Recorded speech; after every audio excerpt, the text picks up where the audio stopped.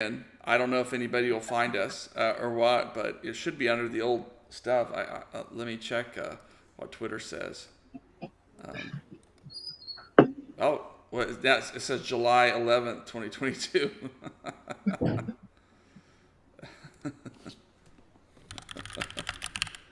I'm gonna have to put a generic title in there. But all right, well we're live again. All right, Ishmael. So Ishmael, your point is exact. I think Edwin, I just think there is a certain player in Major League Soccer that you get them on a good run of form and they look fantastic. But then they just have a hiccup, they have a bad game. And that Chicago game, which I remember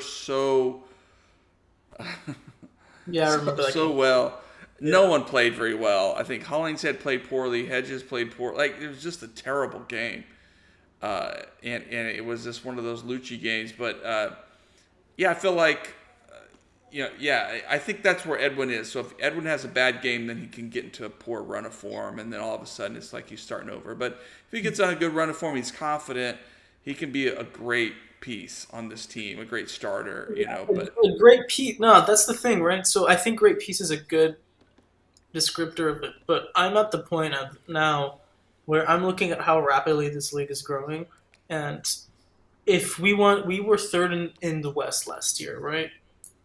Our expectations should be getting higher and higher each year based off of the results that we have. And so if we want to continue to compete, like if Edwin isn't able to set that, if he isn't a top 10 defensive mid in this league, which is something I think is doable. I think if he's able to be super consistent with it and continue to grow, that he can be a top 10 defensive mid in this league. But if he isn't that, I'm he there needs to be another player. And I understand right now Faku takes up too much of the salary to justify it.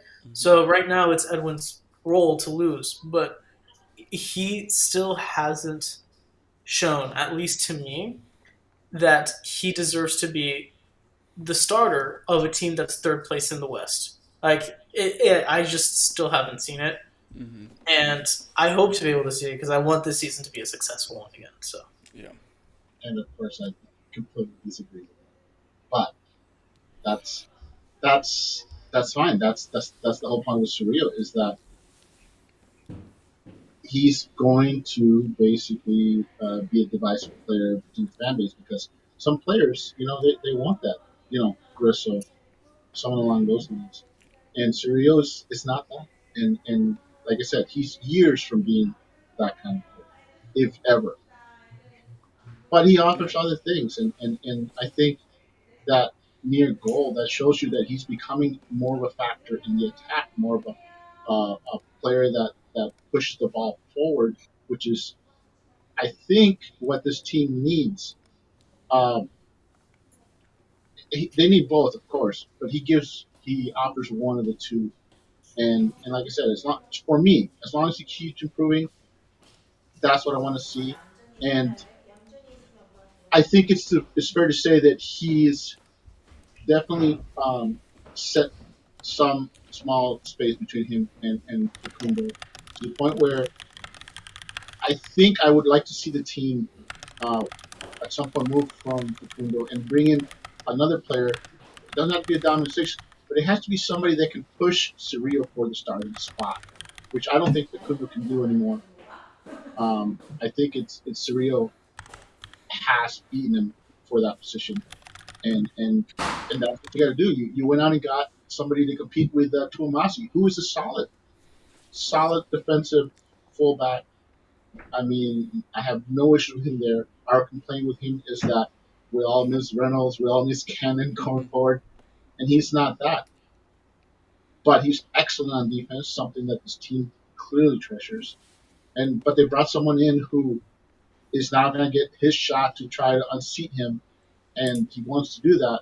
It's going to have to be he's going to be able to match his defensive prowess while showing he can go forward, which he's already shown that he can go forward. But we need to see right. he's going to be a liability in the defense because if he is, then Tuamasi will just simply retake his job. But what I'm getting at is I'm okay with Surreal. we need to move on from Facundo and bring in a player that can push Cerrillo for the starting job, which I don't think Facundo can do. That's the next step for this team. If Yeah. you're not going to bring in a surefire starter, a DP level 6, then you need to bring in somebody that's a step above Facundo and can push to unseat Cerrillo at the minimum. Hmm. I'm fine with that.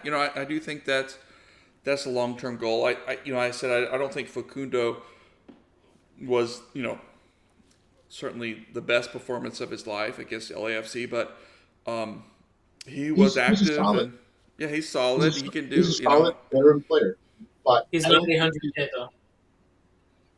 Yeah. But I think he's not going to beat Cerrillo for that 6. And let's Yeah. face it. So that's what happened with Nani. He was brought in to compete with Tomassi. He couldn't So unseat him, so it's time to move on. Ishmael, the question I want to ask you, and I want you to search your heart. But let's say Giovan Jesus comes in and just puts it together over the course of 90 minutes, and Nico can't go back to Ima immediately. Is your heart broken? Are you okay with that? No, I mean, again, I don't understand people that have like the player themselves as the thing that they're a fan of. So like, I don't like Messi, Ronaldo fanboys kind of piss me off because then it's just kind of looking at a player and just making them like your whole mindset. And so if Giovan's able to improve this team and play better, then yeah, for sure, have him be the starter. People have already argued that he has made this team better, and that's incorrect. I don't think we have seen enough from him to like determine that he is clearly like more attack driven, Mm-hmm. but we haven't seen him over the course of 90 minutes be defensively pushed. And I think that really matters if you're going to be playing on the same side as Ibiaga. That's going to be that's going to be crucial. And so if we are going for a Tafari Ibiaga center back partnership, Tafari ends up on the left. And so you're basically secured on the left because Farfan and Tafari are like very solid defensive players. Uh, I haven't seen enough of Giovan to warrant that right now. And Ibiaga, again, you can keep giving him the opportunity to keep proving himself. But at least for right now, there are still little hiccups here and there that are slightly concerning. And so, actually, next game against a team like Portland, who are god awful defensively, but have the attacking prowess to keep pushing and to like test, they're gonna go for that corner if Ibiaga starts. They're gonna go and Giovan probably will be starting. They're gonna go for that right hand side, and so once if we're able to see that over 90 minutes, then yeah, you keep going towards Giovan. He's the young DP. I mean, no, he's the U22 initiative player. Right. Right. That's someone that you're investing in. Mm-hmm. There's no one currently in the academy set up. I mean, Colin Smith and Endley have both looked promising, but no one has looked as good as players like Hannon or Reynolds have looked like in the past, or some that have that kind of potential. Mm-hmm. And so you're hoping Giovan is that. He's not. He hasn't shown that yet, and he hasn't been given that opportunity. If he does show that in the opportunities he's All given, right. then yeah, he should be the starter. Okay, well, I want to agree and also disagree with this one. Once I want to say that yes, Giovanni Jesus has made the team better, but not as a starter, as someone off the bench, by Yeah. giving us 5 solid reserves coming off the bench. We got 5 guys that you can say, and we're talking about whoever doesn't start for the center back trio. There's one. Then you got Facundo. Then you got Jimenez. Then you got Giovanni Jesus. And then you got Tsiki. And there's 5 solid guys off the bench. Mm-hmm. And Giovanni Jesus is part of that. He's come in and he's given a solid thing. So he has improved the team in that capacity. Now we won't know. We're gonna get a glimpse. We're gonna see him, get his shot. And that's all I've been saying is give him a shot. and you know, I'm okay with him proving that he can be, maybe not replace Tomasi, but a situational starter where, hey, we don't need a very defensive, uh, excuse me, right back against this opponent. We can, maybe they're less than full strength. We can then roll out Giovanni Jesus, stuff like that. If you have a player that can be a situational starter at least in his first season, that's a win for this team. And the main thing is, can he push Tomasi to become improved, keep improving? Because Tomasi is another player that has continued to improve. I do want to go back to something. All Of right. course, having issues, and that's Velasco playing in the center. Uh, no, not if it means we're starting or Brianna or someone Well, else on the wing. yeah. So, Okay. so, If Kamungo is the right wing player, and if he's able to get those, if he's able to prove, like, because in preseason they said that he wasn't yes, fit, so that's probably why he hasn't been given the run of games that we were hoping that he would get as a sub. But if he's able to push himself, push Oberon out of being the second stringer, what I was saying was that Velasco's a good option in the middle. Velasco would be Until a that good option. happens, do not play him in the middle because then you have to play Exactly. Oberon. So that's what I just want to say is not at the price of playing O'Brien, not at the price of playing someone who's not ready to back up him or Yeah. Ariola. I certainly don't want Paxton being played out of position or Jesus being, either him or Jesus being asked to play on the wing to facilitate Mm-hmm. Velasco moving to the center. So let's get that main backup on the wing figured out, and then absolutely, yeah, let's then I'll be ready to say give Velasco some time in the center. But till But then, no. Velasco has definitely been a foul magnet for this team. I mean, he's really earning some things in it that I value that so much because in some of those situations it just helps slow the game down, give FC Dallas a chance to catch their breath, give them a chance to kind of regroup and then have it a swinging in across or something on a free kick and try to create something when they're not generating much. So it was interesting to me that he was brought off on this game because I thought he was a bright spot, but on the other hand, he was beat up a lot. He was hacked a bit. He was a focus of attention. So, especially Yeah. in a tough match like this, you think, why not give him a rest? We're going to need him at full strength ahead. So it's just interesting. But good on him for Velasco for taking on that role and just understanding too. I got to earn some fouls. I've got to dribble into the spaces and just get something going for my team. That's good for this team, considering that we're one of the worst teams at getting PKs, earning Mm, PKs. yeah. So it's good to see that from him, and hopefully we start seeing that from other players like Paxton or Jesus, drawing fouls, in Right. dangerous positions where the team can then capitalize. So I hope the team gets its issues. It's still early in the season, so Yeah. so I'm not too concerned. Yeah, and I agree with Ishmael that we have a great keeper right now for FC Dallas.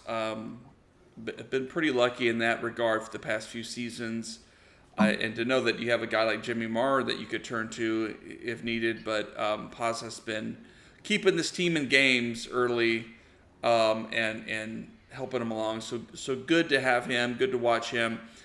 Let's jump over now to North Texas. North Texas had their opening match of the weekend. They played LAFC 2 out here on the West Coast. I was unable to go to that match. I would have loved to see them. It looked like it was an interesting cagey match. I haven't seen the replay yet. I'm not sure what Apple TV is going to do with that.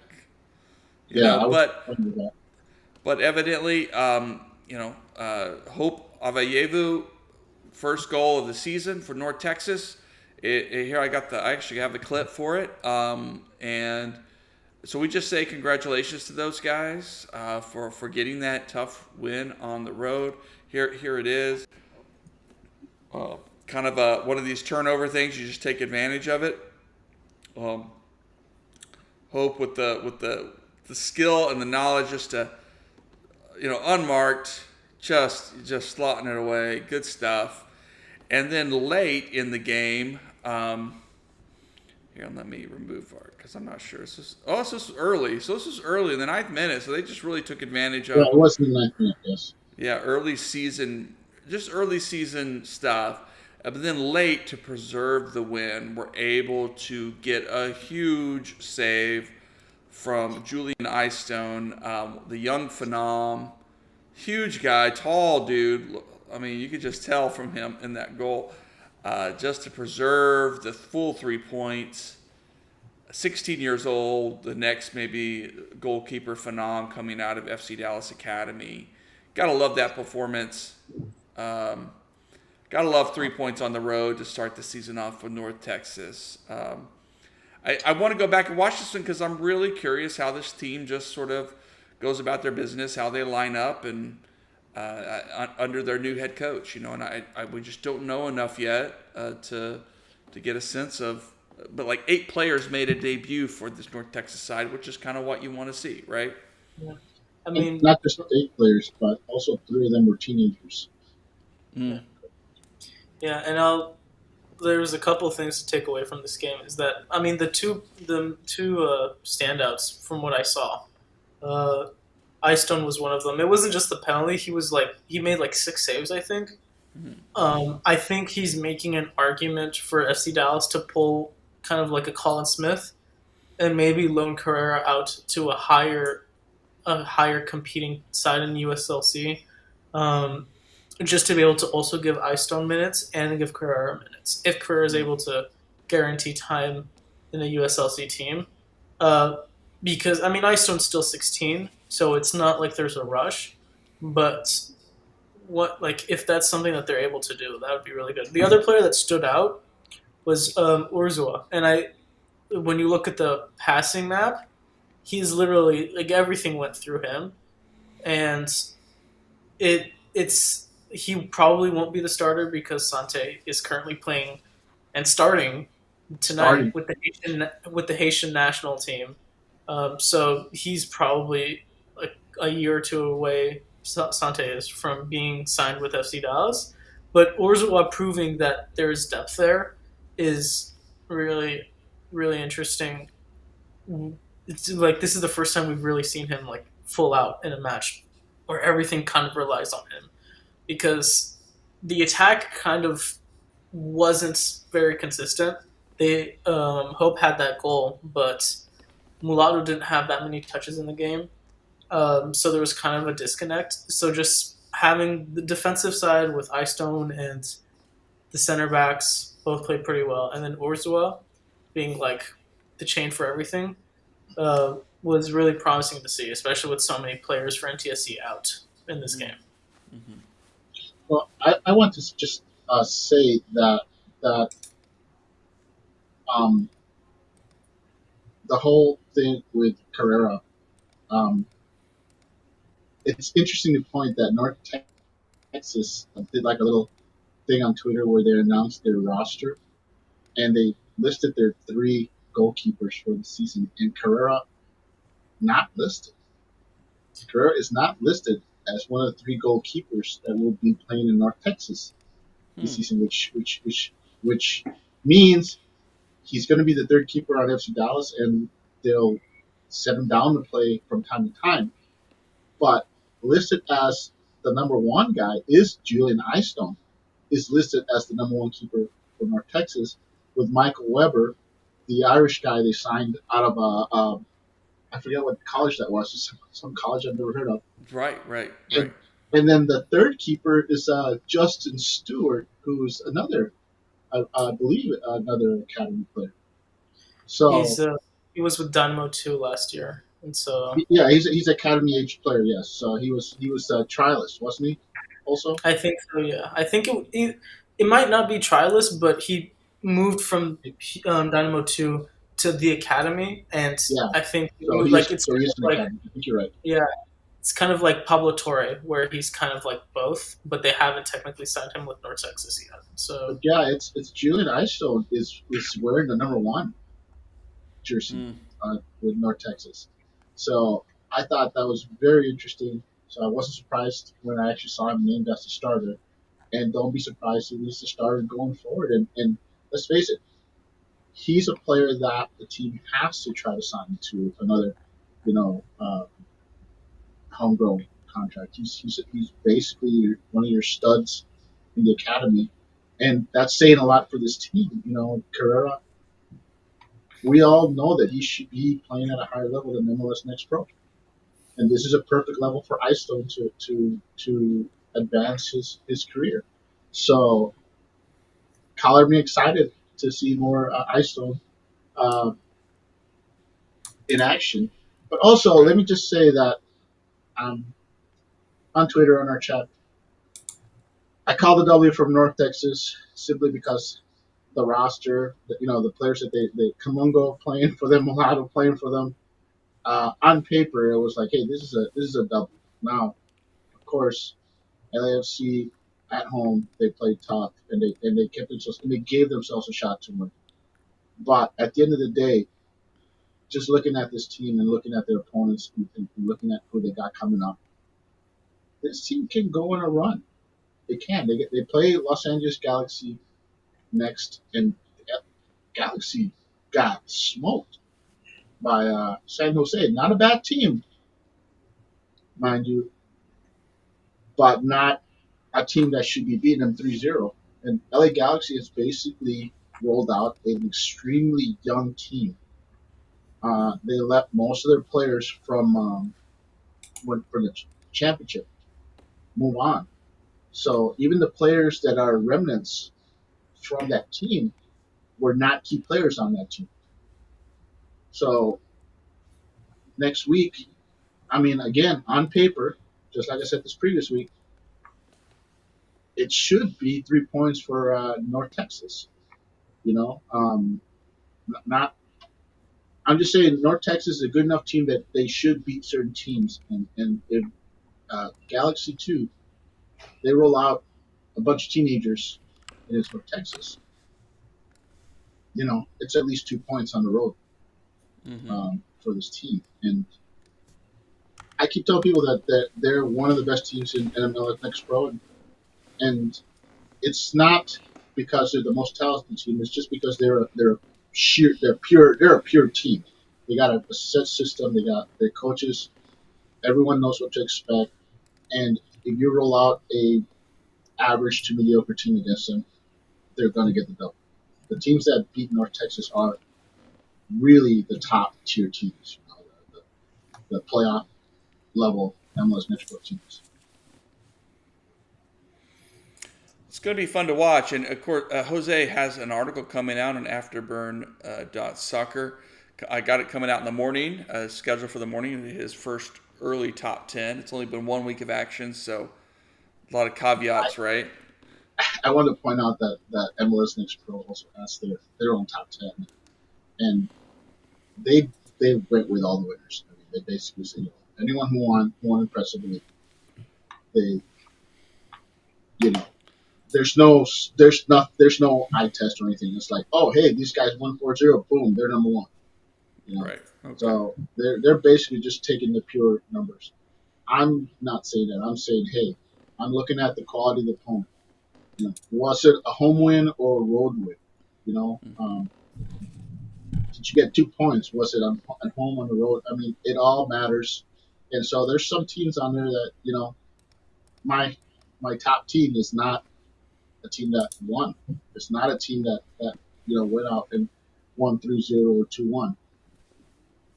They're just a top team, Yeah. you know. So it's people will look at it, and there's at least, I'll tell you right now that there are 3 teams in the top 10 that did not win their games. And people will say, hey, what about this team over here? They won 3-0. I'll give you an example of a team that didn't make the top 10 that won impressively, and that's Minnesota United. Minnesota United got a 3-0 victory against Real Monarchs. Real Monarchs are not a good team. They were not a good team last year. And it's not that they don't have talent. It's just that Real Monarchs tend to roll out academy players. A very, very green, very raw team. And development. They're focused on development. There's nothing wrong with that. But their academy isn't at the level of some of the other academies. And they're susceptible to getting beaten badly. by teams like Minnesota United, who are going to roll out. They're going to play multiple players from their senior squad on their roster. So on paper, it looks like an impressive victory, but it's not. It's an expected victory for Minnesota United against one of the teams that's going to be at the bottom of the table. All right. Well, some good stuff. So North Texas win. Congratulations to Coach Cano and that squad for getting the full 3 points. Tough game for FC Dallas and LFC, but we take some positives from it. We learned something about this team and probably left some points out there despite some really tough situation. And, well, Portland comes to Frisco, and Portland's been pretty awful to start this season, which, isn't unheard of for a team like that. But plenty of more soccer to enjoy and to follow if you're a fan of FC Dallas and North Texas. So let's leave it there tonight. Thank you for the time. Sorry for the technical issues. We'll, of course, patch together an audio podcast. I'll have to merge the 2 files, but we'll make sure that happens, and I'll keep trying to figure out what's going on my end. I don't know what's going on. So thank you, everyone, for joining us tonight, and go FC Dallas. There you go.